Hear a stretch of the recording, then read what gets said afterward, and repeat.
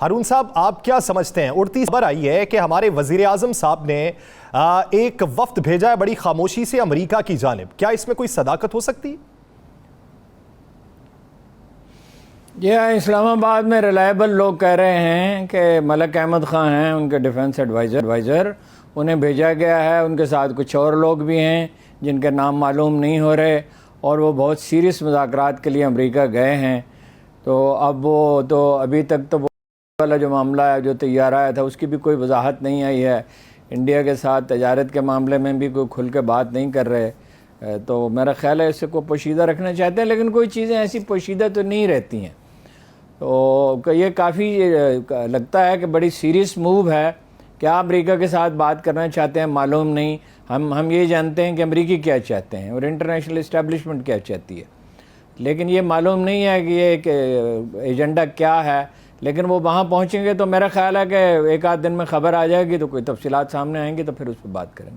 ہارون صاحب، آپ کیا سمجھتے ہیں کہ اس کو لنک کیا جا سکتا ہے؟ محسن شاہ نواز رانجھا صاحب نے ایک رپورٹر کو بیان یہ دیا ہے کہ جو انتخابات ہیں وہ فروری میں ہو سکتے ہیں، کیا کوئی ڈیل ہو چکی ہے؟ نہیں ڈیل نہیں، یہ تو وہ اپنی رائے بتا رہے ہیں نا، یہ جس سے تو یہ پتہ چلتا ہے کہ حکومت کیا چاہتی ہے۔ عمران خان صاحب تو جلدی الیکشن چاہتے ہیں، لیکن میری ان سے ملاقات ہوئی تھی تو میں نے کہا تھا آپ کو کیا پرابلم ہے جی، الیکشن لیٹ ہوتے ہیں۔ تو اس وقت حالانکہ سیلاب کی ایسی کوئی تباہ کاری نہیں تھی، ابھی آغاز ہوا تھا اور یہ اندیشہ نہیں تھا کہ اتنی خوفناک بارشیں ہوں گی اور پھر دریا اتنا چڑھ جائیں گے اور اتنا بے فصلیں، لاکھوں ایکڑ پہ فصلیں تباہ ہو جائیں گی اور 3 کروڑ آدمی متاثر ہوں گے۔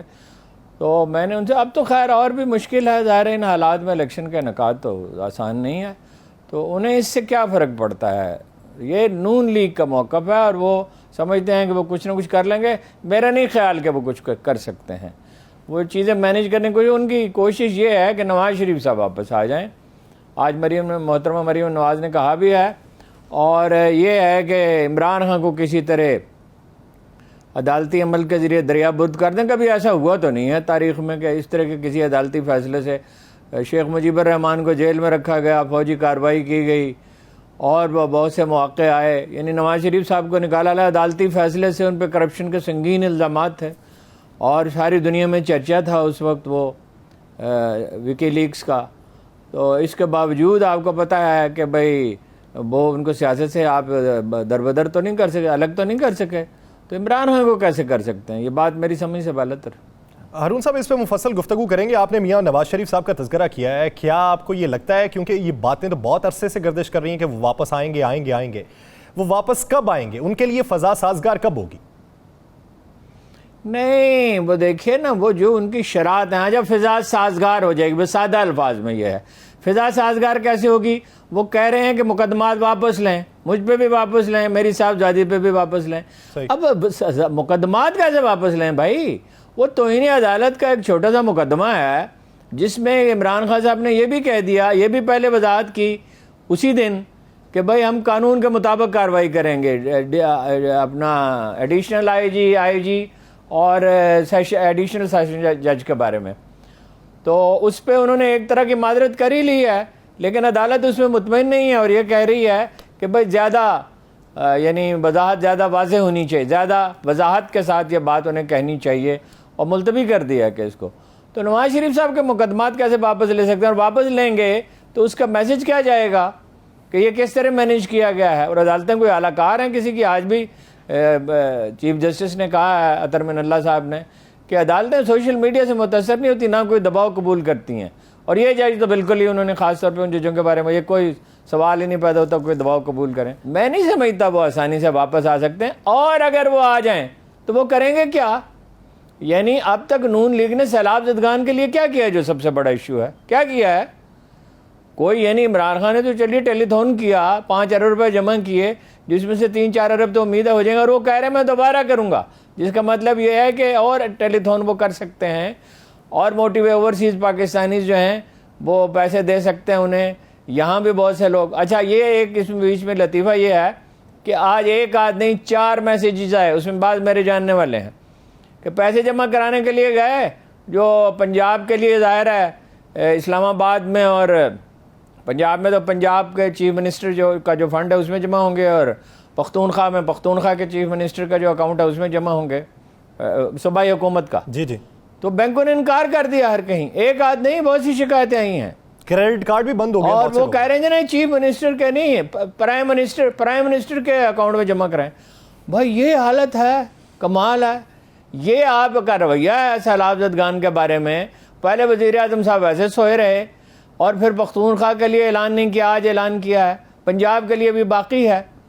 تو اس صورتحال میں وہ آگے کریں گے کیا؟ سیلاب زدہ علاقوں میں جائیں گے, کیا اعلان کریں گے؟ کوئی عطیہ تو انہوں نے نہیں دیا, انہوں نے دیا, ان کے خاندان نے نہیں دیا, ان کے پارٹی کے کسی قابل ذکر لیڈر نے نہیں دیا.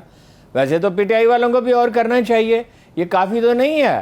دیکھیے اپنا عیدی فاؤنڈیشن کے وہ کہہ رہے ہیں, کیا نام ہے ان کا, اور ایک ہے جی فیصل صاحب, اور عبدالستار عیدی کے جو فرزند ہیں, اور اپنا ایک اور تنظیم ہے جی جے ڈی سی, وہ اس کے ظفر عباس صاحب کہہ رہے ہیں 5% لوگوں تک نہیں پہنچ سکتے, 5% لوگوں تک. بعض لوگ کہہ رہے ہیں زیادہ سے زیادہ 10% لوگوں تک پہنچ سکتے ہیں. کتنے ہیلی کاپٹر ہیں؟ آپ نے کوئی کوشش کی ہے دنیا سے ہیلی کاپٹر حاصل کرنے کی؟ کرائے پہ حاصل کریں, وقتی طور پہ حاصل کریں. وزیر اعظم صاحب نے اس طرف اشارہ تک نہیں کیا ہے. لوگ ابھی کھلے آسمان کے نیچے پڑے ہیں. سکھر سے کراچی تک ٹرک کا فاصلہ 7 گھنٹے کا ہے, 18-20 گھنٹے لگ رہے ہیں. اس میں کھڈوں میں پھنس جاتے ہیں ٹرک, اور وہیں سامان جو ہے وہ اپنا تقسیم کر کے وہ چلے جاتے ہیں.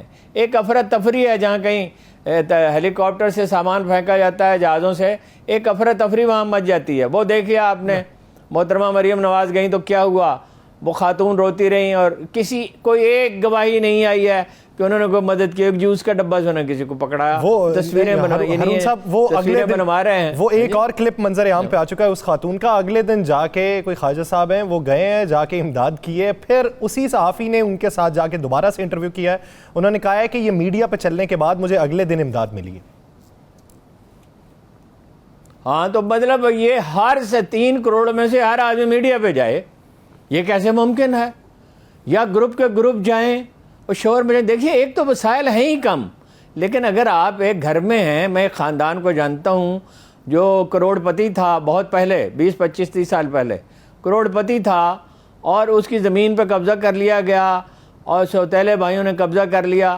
تو وہ 6 آدمی ہوتے تھے, وہ 3 چپاتیاں ہوتی تھی لسی کے ساتھ, جیسے پنجاب کے دیہات میں ہے, غریب لوگ کرتے ہیں بیچارے جو مصیبت کے مارے ہوں. اس میں نمک مرچ ڈال کے 3 روٹیاں 6 آدمی کھا لیتے تھے. جی جی 5 یا 6 آدمی تھے. تو بھائی اگر آپ وسائل کم ہیں, ایک تو یہ ماحول ہی نہیں پیدا ہو رہا. دیکھیے 2005 کے زلزلے کے بعد کس طرح سارا پاکستان بھاگا تھا مظفر آباد کی طرف اور بالا کوٹ کی طرف, پختونخوا کے جو علاقے متاثر ہوئے تھے. وہ صورتحال نہیں پیدا ہو رہی ہے, حکومت پہ اعتماد ہی نہیں ہے, اور حکومت اس اعتماد میں مزید کمی لا رہی ہے. یعنی یہ کہ بینکوں میں فلاں اکاؤنٹ میں پیسے جمع نہ کریں. بھائی لوگوں کو چھوڑ دیں, لوگ اپنی مرضی سے فیصلہ کریں کس اکاؤنٹ میں پیسے جمع کرانے. آج عمران خان ہوتے تو جس طرح انہوں نے کرونا سے فائٹ کیا تھا, اس سے فائٹ کرتے. وہ جاتے دنیا میں جاتے, ان کی بات سنی جاتی. اتنی تو بات شہباز شریف صاحب کی نہیں سنی جاتی ہے. ہارون صاحب, آپ ہیلی کاپٹرز کا تذکرہ کر رہے ہیں. میں نے وہ فوٹیجز دیکھی ہیں بلوچستان کے ایریا کی, 100-125 میٹر کی بلندی سے وہ راشن کا پیکٹ نیچے پھینکتے ہیں تو سارے کا سارا پھٹ جاتا ہے. 200 بندہ نیچے کھڑا ہوا ہے, 15 پیکٹس نیچے پھینکے گئے اور وہ بھی ضائع ہو گئے. تو اس طرح تقسیم کس طریقے سے کی جا سکے گی؟ نہیں, ظاہر ہے نہیں کی جا سکتی, بہت مشکلات ہیں. اور وہ جشن منا رہے ہیں پیپلز پارٹی والے سوشل میڈیا پہ کہ 130 ارب روپے. 130 ارب روپے سے کیا ہوتا ہے؟ احسن اقبال صاحب کا بیان ہے کہ $10 بلین چاہیے. جو بعد میں تفصیلات ہیں اسے اندازہ $15-20 بلین چاہیے. اور وہ ظاہر ہے ساری دنیا سے نہیں, اوورسیز پاکستانی کو موٹیویٹ کرنا پڑے گا. یہاں جو ہیں لوگ, خاص طور پہ کراچی کا بزنس مین, فیصل آباد کا, سیال کوٹ کا, لاہور کا, گجرات کا, گجرانوالہ کا, ملتان کا, جہاں کہیں ہیں بزنس مین, ان کو موٹیویٹ کرنا پڑے گا. افغانستان کے لیے اتنی زبردست مہم چلائی گئی تھی خاموشی کے ساتھ, اور ہر کہیں تاجروں کو موٹیویٹ کیا تھا. اپنے طور پہ لوگ کر رہے ہیں, لیکن وہ کیفیت نہیں پیدا ہو رہی کہ پوری قوم. دیکھیے کوئی مثال ہی نہیں ہے اتنے بڑے المیہ کی.